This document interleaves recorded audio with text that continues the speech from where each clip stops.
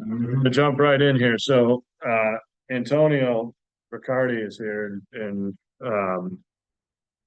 was on a mission to contact his database and crafted a topic or a script or a tactic, whatever you want to call it, around asking the homeowners in his database, uh, whether or not they'd be interested in finding out, the level of equity that they have, but tying it into Zillow and their estimate.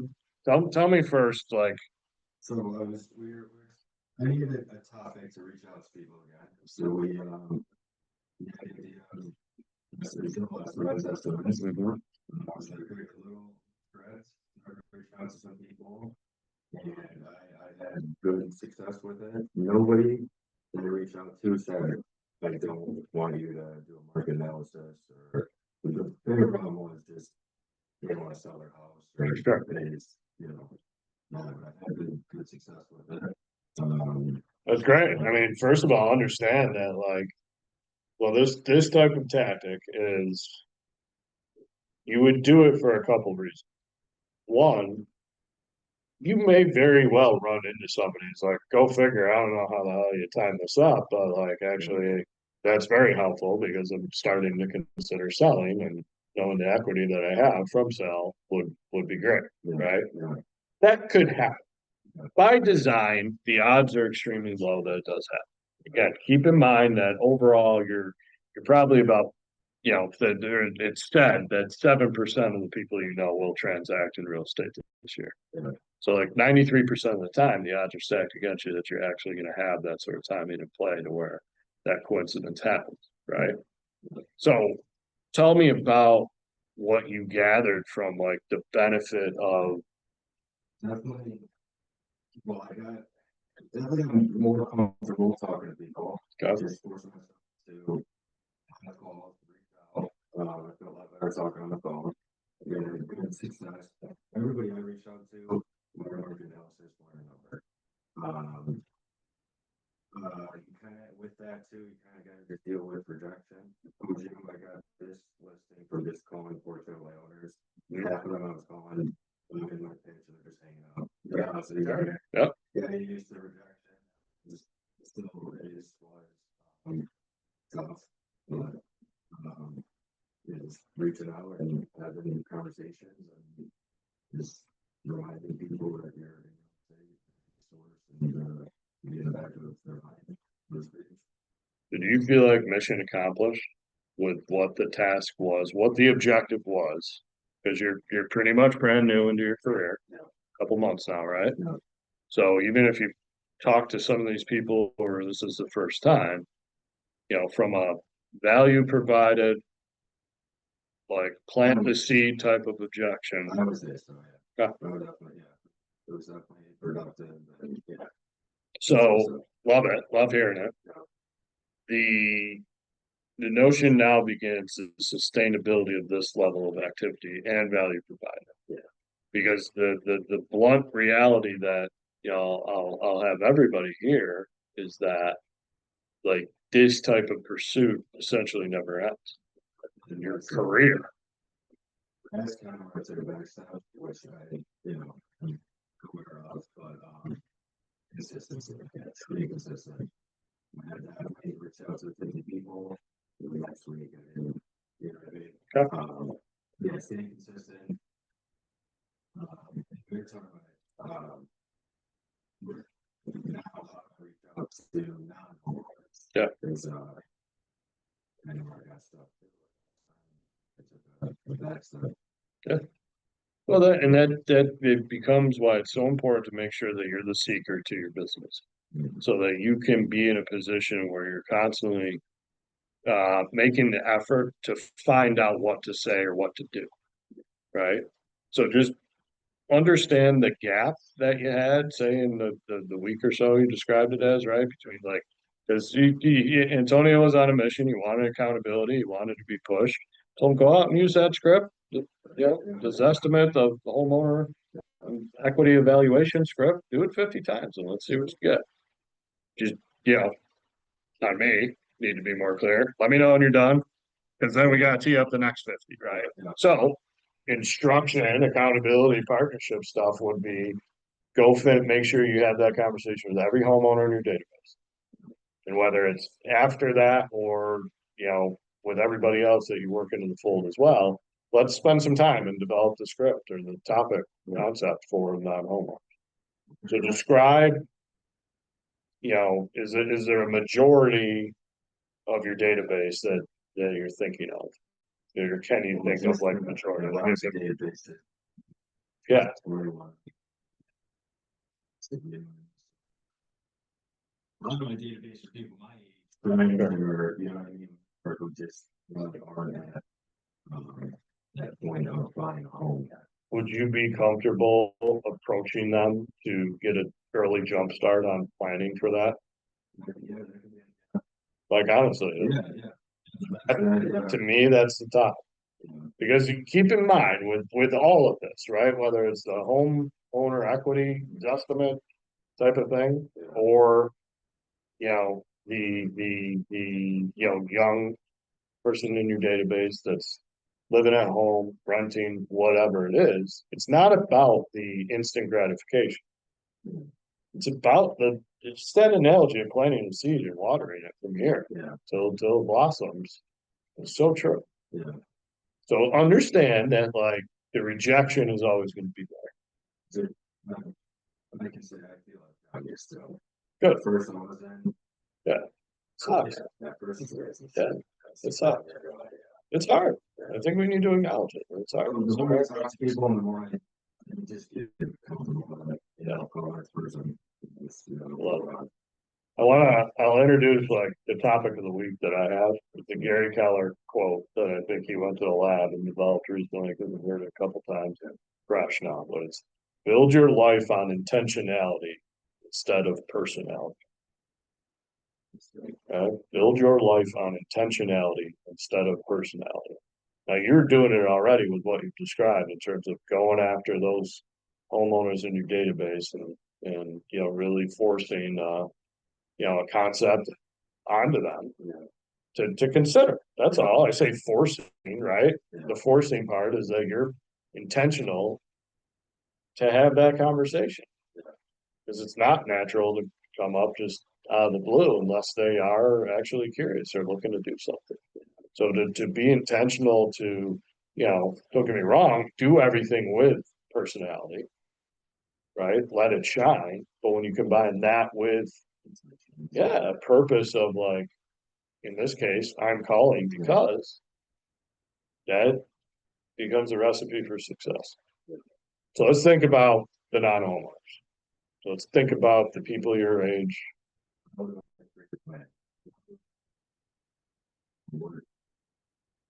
You know what I want you to embrace with especially the younger people that are the same age, right? Your friends, your peers.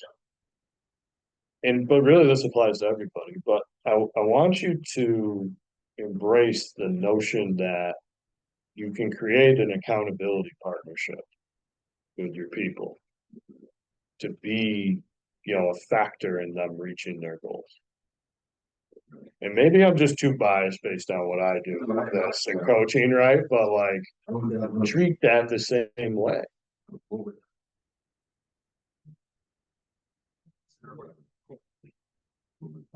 It could be as simple as, because here's what's likely to happen. Like hey, would you bet I'll be interested in buying a home, either for investment or to live in the future? You have to be borderline unreasonable or really like having a plan that's already developed on their end to be like, absolutely not in the cards, not interested.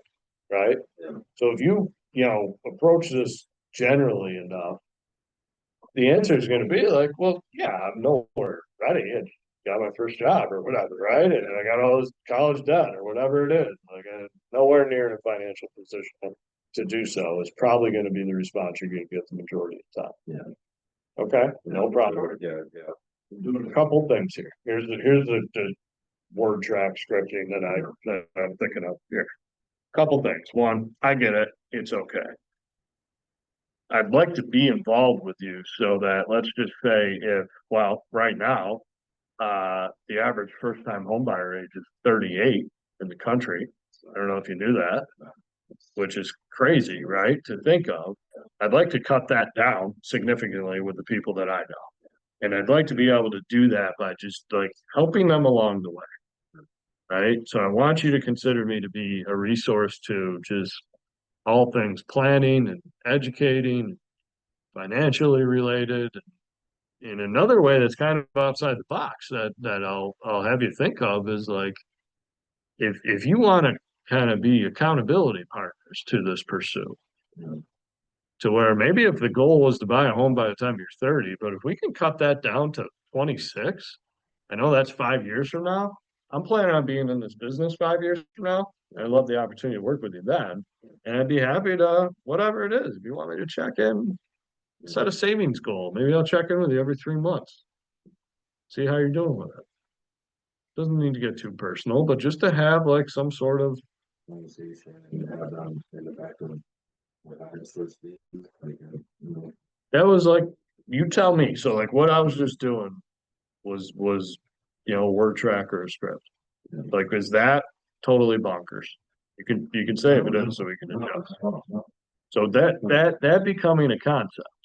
Yeah. Not everybody's gonna go for it. Some people might think you're crazy. Most people are just gonna like, Brush it off. So, yeah, with this, you planted the seed, and then if you noticed, I said, what if I just check in with you every 3 months? That's what you're supposed to be doing anyway. So now you've got their permission to do it, one, and you've got their permission to do it with, with an objective in hand, right? Yeah. Then you can make it fun and let the personality shine, right? Yeah. Here I am, 3 months later. Hey, here's your savings account check. How you doing? We on track here? I'll make sure we're not buying this first home at 38. We gotta do it at 28 instead. Yeah.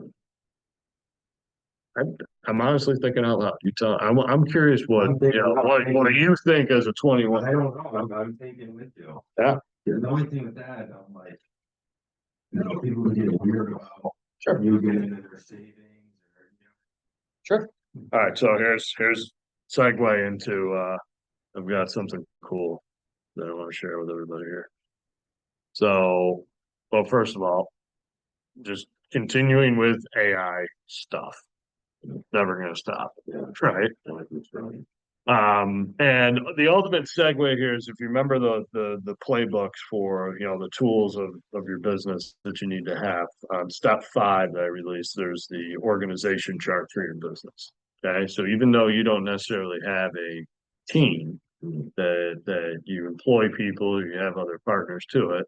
The most easiest concept is like you need a lender on your team to do business with you. Exactly. You need an attorney, right? Well, AI, as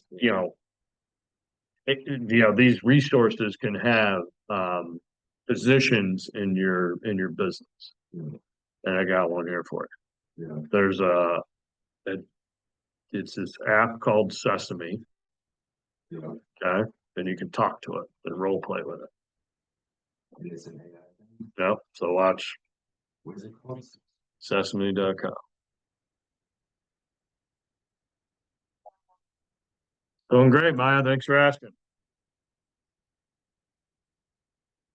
Yeah, I'd like to do a role play where I'm a real estate agent that's new in the business and in his young 20s.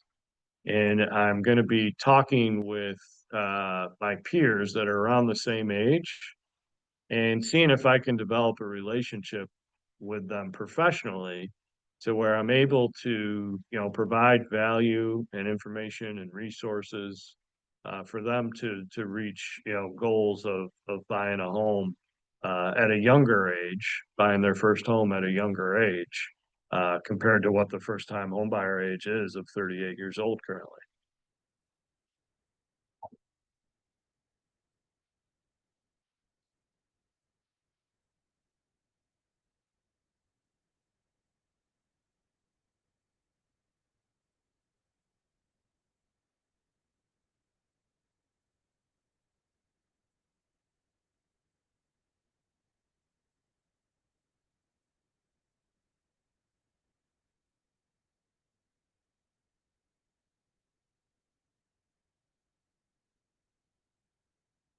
let's just start with an example where you're one person that I know that's of the same age, same peer group.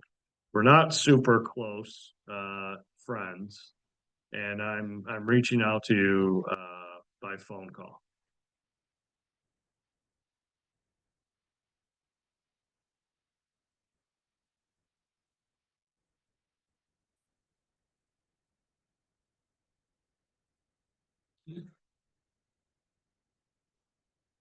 Hey Maya, how you doing? It's Jason.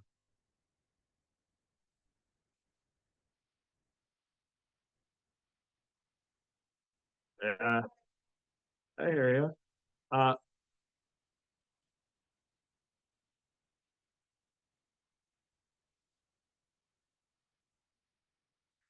yeah, no problem. Sorry about that. Listen, the yeah, the reason I'm calling is I don't know if you noticed, I sent a couple things out, but I recently started a career in real estate.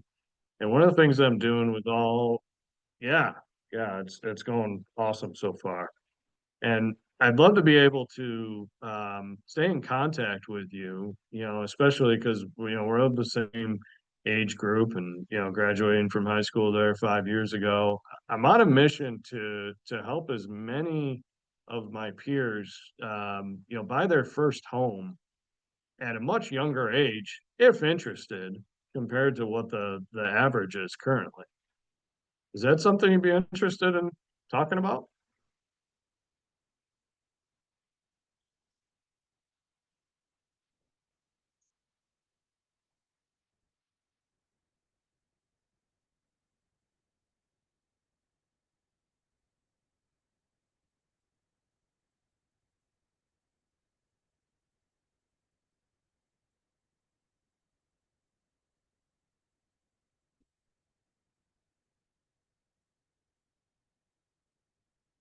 Totally. And like that's great perspective because we are young and it's extremely uncommon for people our age to buy homes, right? What I want to offer is just to be a resource for, the people that I've known, in my life so far to be able to, just again be a resource and help along the way so that, if there wouldn't be plans to buy a home until you're 30, and if I can help you get, ready before then, why not, right?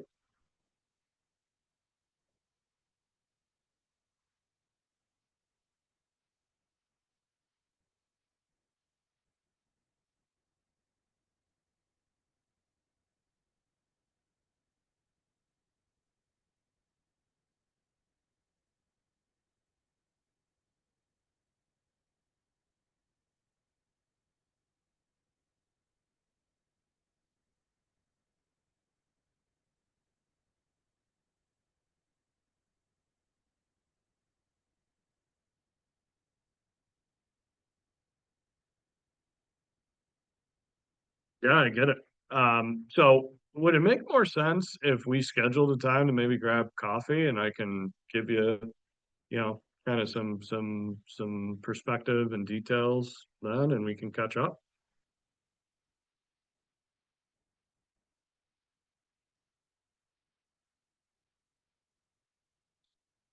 When we schedule a time for Tuesday next week, okay?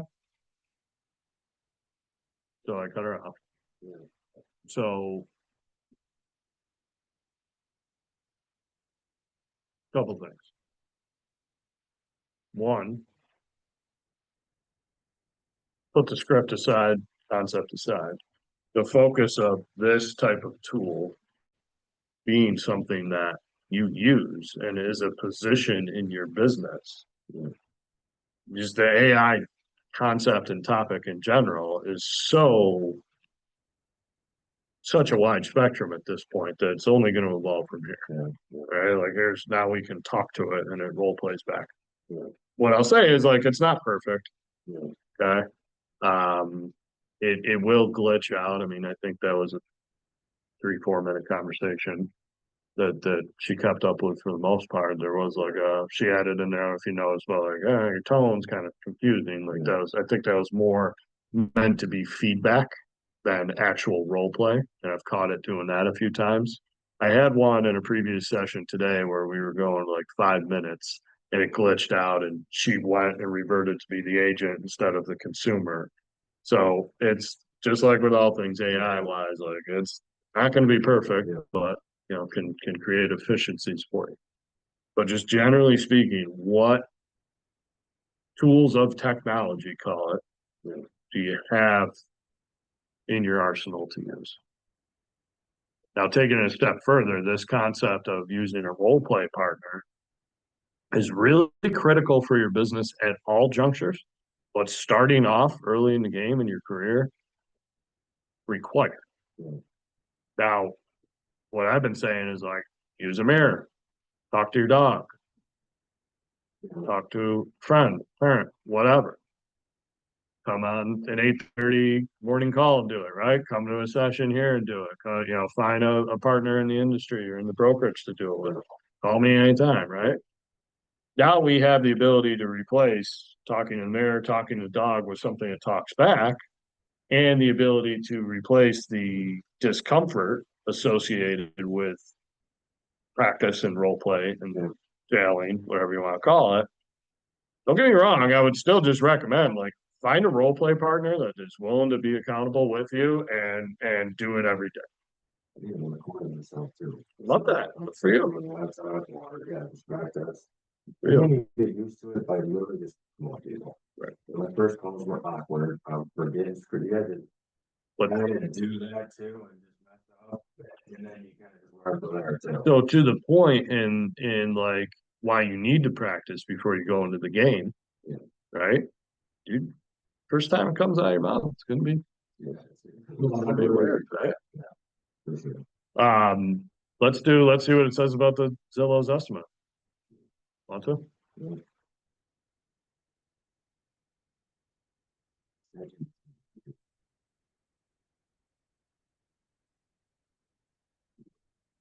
Cool, man. Hey, I want to do a role play with me as a real estate agent, and you're a past client, and I'm calling you, randomly to see if you'd like to have an analysis completed on your home to give you a sense of the equity position that you have currently.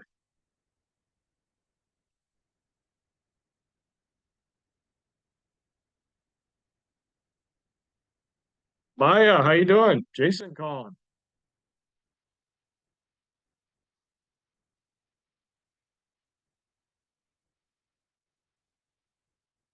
Oh, nothing. Thanks for asking. I know it's been a while, and yeah, I wanted to just circle back with you, see how things are going with the house over the last few years here since you purchased.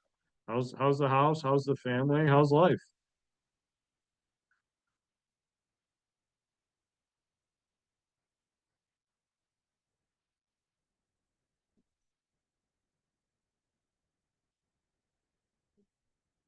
I love it.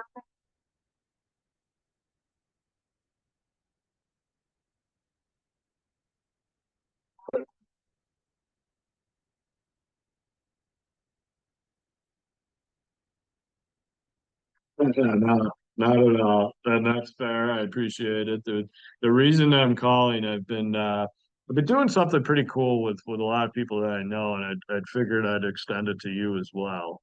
Let me ask you, are you familiar with Zillow's Zestimate for your home?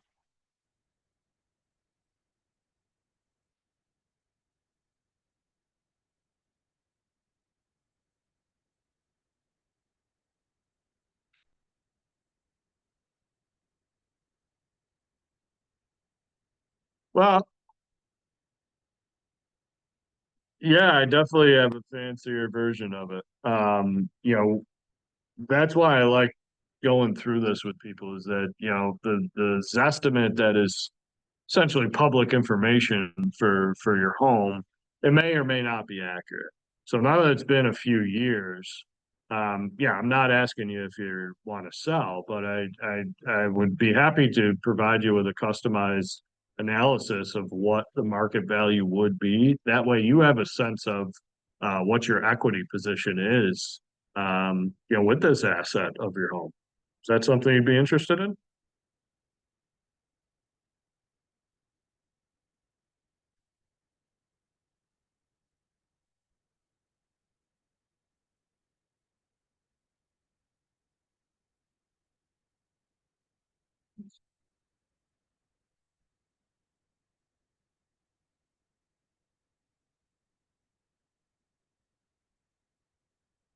Absolutely. I appreciate the opportunity and definitely not a pitch to sell. It's been pretty cool to work with people on this to just, you know, kind of open the eyes to that equity position so that, some people have used it to renovate a kitchen or pay off debt in other ways. So it's just, it's a good financial aspect, to be aware of. So I'd be happy to follow up with you if you don't mind. Can you give me a couple days here to put together some data? And what I'll do is send you a text with seeing if you have time to schedule a time to connect on it quick, and then I can shoot everything over to you if that's okay. Love it.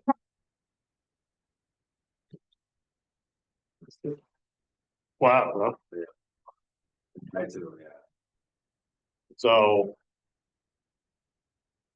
tying this into that org chart stuff, there's just, you know, that's going to be kind of the organization chart for your business will be most applicable to people, but it's not. It's leverage is people, tools, and resources. Systems.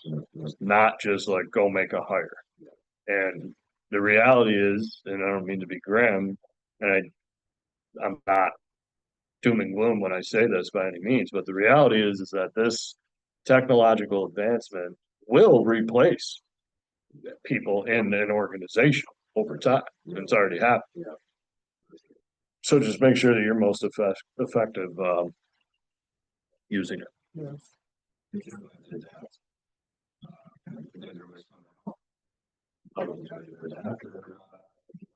So, so act as Gary Keller quote, build your life on intentionality instead of personality, right?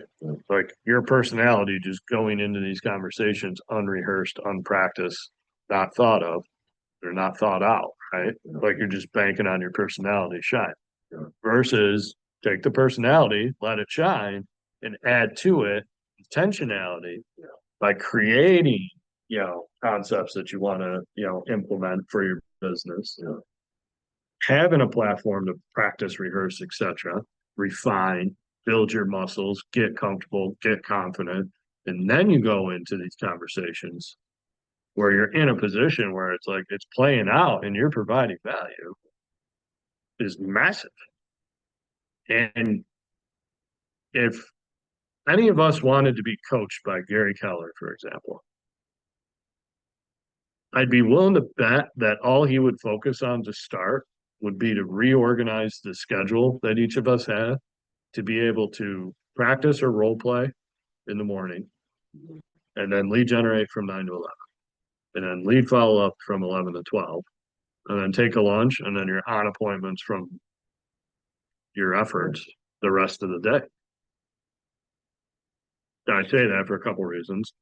A, structure and that sort of, 80-20 principle of, spending that time creating opportunities for yourself is going to lead to the time that you need to be busy in the business with. But ultimately, before any of that structure starts, it's that practice time. It's that personal development time, that crafting and rehearsing and just getting the words out of your mouth before you say it has to play out. But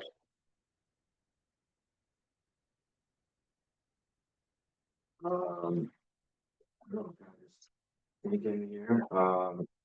got enough ammunition to run with the next for Yeah. something to build with non-homeowners.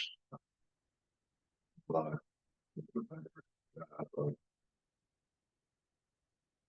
many times there's that way. My thing is just consistency. And usually the most successful leaders are just consistent. That's what brings them back. I need to just be consistent because I'll, one day I'll time block and I'll follow it and I'll make it. And then the next week I'm just like, remember guys. So for me, I think it would be important to just be consistent and what the real things are. Like, it's just doing them. Yeah. You know what I mean? No, that's huge.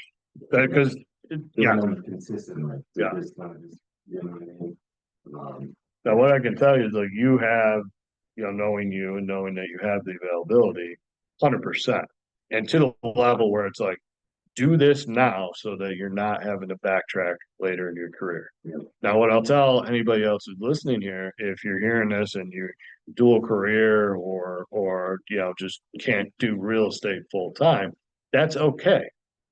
Just find the structure that allows you to be consistent in the time that you have. It's the same, it may not be the same time blocks.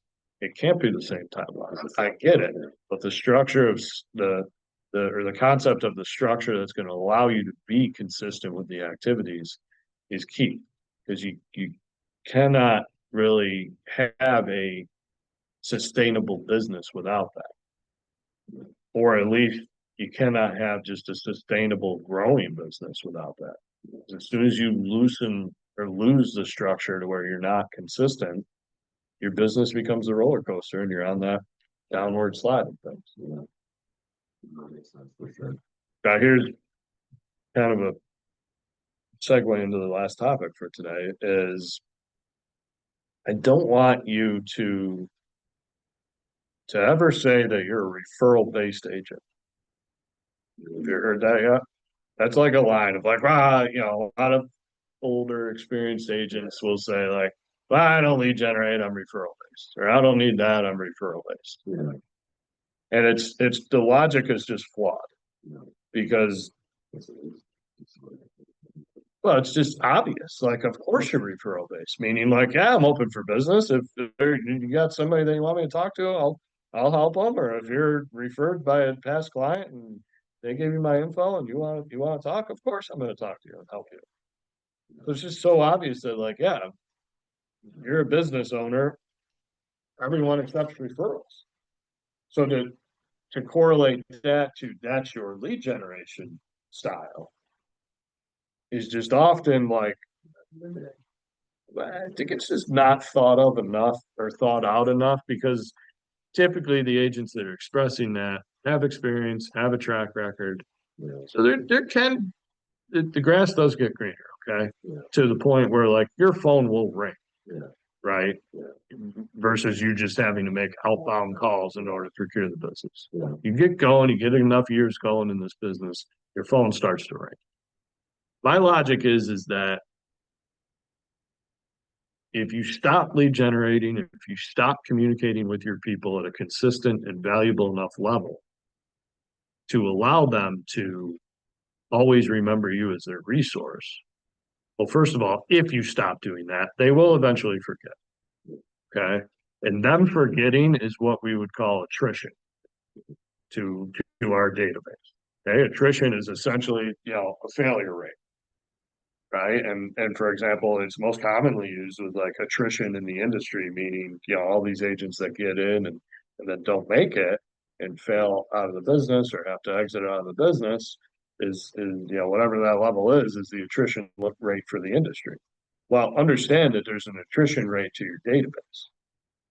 Now, not to be morbid, but like people die. So no matter what, your database is, if you have 400 people in it right now, it's not going to stay 400 forever if you don't add anybody to it. Hopefully, there's not a high level of people just passing away. Knock on wood, not wishing that on anybody, not to be too morbid, but this is the reality of things, right? What's more applicable is the attrition rate to your database because you don't stay consistent, because you don't provide the right or enough value. and that combination of things leading to other people stealing your people. So understand that, don't allow that to happen, but also will be the reason for somebody else's database having attrition by meeting new people and plugging them into your level of value that you provide. They say this, I think it's probably subjective, but you know, it was presented to me that 10 to 20% of a real estate agent's average real estate agent's database, you know, is a victim to attrition every year. It's not 10 to 20% of the people are passing away. It's that there's not enough consistency, there's not enough value provided to where those people have a reason to stay in your world. And or somebody else is doing a better job of it to where they're more drawn towards that. Another way to think of this too is, and don't get me wrong, I'm not using any examples, I'm just speaking generally, and whenever I'm doing that, it's, you know, never perfect, right? But you'll get a feel for a lot of these, you know, experienced agents that are out there, that you'll get a feel for them. They're like, wow, they really don't need to do anything. Their phone just rings. And there's agents that have been doing this for 40 years, literally, and like they're working with people's grandchildren now, right? Yeah. And yeah, they probably have more incoming type business than you or even myself. They've built it. Yeah. So there's a lot of these types of examples that do a lot of business. My logic is that, and this is harsh, okay? But if they're going about it the right way, okay, the way that you're being trained to, and the way that, you know, you're participating in this coaching is designed to do, is that those people would have, you know, 100, $200 million teams in the industry at this point with their experience and tenure. If things were being built as a business owner that is, you know, again, building on intentionality instead of just personality. Because a lot of those examples, it's just, you know, personality coming through and not necessarily intentionality to continue to build the business the right way.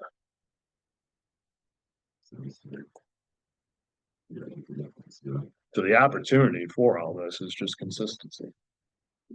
If there's one word in this business, that's it. If you can get consistent with anything and then go prove a result, you're cooking with gas.